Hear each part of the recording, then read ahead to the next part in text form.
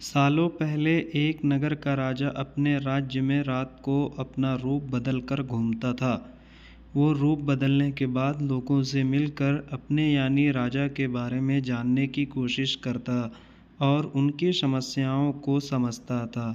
एक रात जब वो नगर घूमकर आया तो अचानक जोर से बारिश होने लगी। उसने देर किए बिना एक गरीब के घर का दरवाज़ा खटखटाया।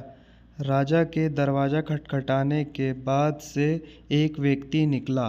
वह एक गरीब किसान था जो अपनी पत्नी और बच्चों के साथ रहता था। बारिश तेज़ थी तो किसान ने राजा को अंदर आने के लिए कहा। राजा ने घर में जाने के बाद पूछा, क्या आप मुझे कुछ खिला सकते हैं? मुझे बहुत तेज़ भूख लगी है। वह गरीब किसान और उसका परिवार 3 दिनों से भूखा था और उसके घर में एक भी दाना अन्न का नहीं था। किसान के मन में हुआ कि भले ही हम भूखे हैं, लेकिन अपने अतिथि को यूं भूखा नहीं रख सकते। अब किसान यह सोच सोचकर बेचैन हो गया कि अपने अतिथि का पेट कैसे भरा जाए। तभी उसने घर के सामने वाली दुकान से चावल चुराने की तरकीब सोची। उसने सिर्फ अतिथि के लिए ही 2 मुट्ठी चावल लिया और उसके पकाकर राजा को खिला दिया। तब तक बारिश रुक गई थी और राजा अपने घर चला गया। दूसरे दिन दुकान का मालिक अनाज की चोरी की शिकायत लेकर राजा के पास पहुंचा। राजा ने दुकान के मालिक और उस गरीब किसान को अपनी सभा में प्रस्तुत होने का आदेश दिया। सबसे पहले सभा में पहुंचे किसान ने राजा के सामने जाकर अपनी चोरी का इल्ज़ाम कबूल कर लिया और बीती हुई रात की पूरी बात राजा को बता दी।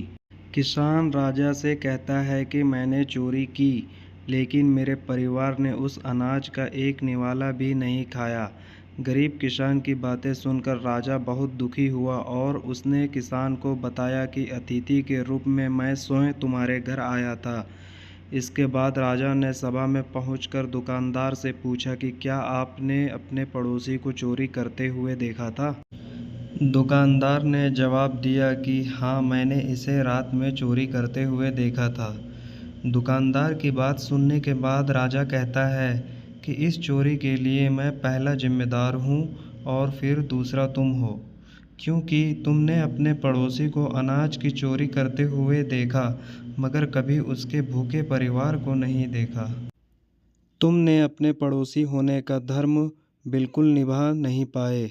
इतना कहने के बाद राजा ने दुकानदार को सभा से जाने के लिए कह दिया और किसान की अतिथि निष्ठा भाव को देखकर उसे 1000 सोने के सिक्के इनाम के रूप में दे दिया। कहानी से सीख: अगर कोई आसपास रहने वाले मुसीबत में है तो हमें उनकी मदद करनी चाहिए। Thank you guys.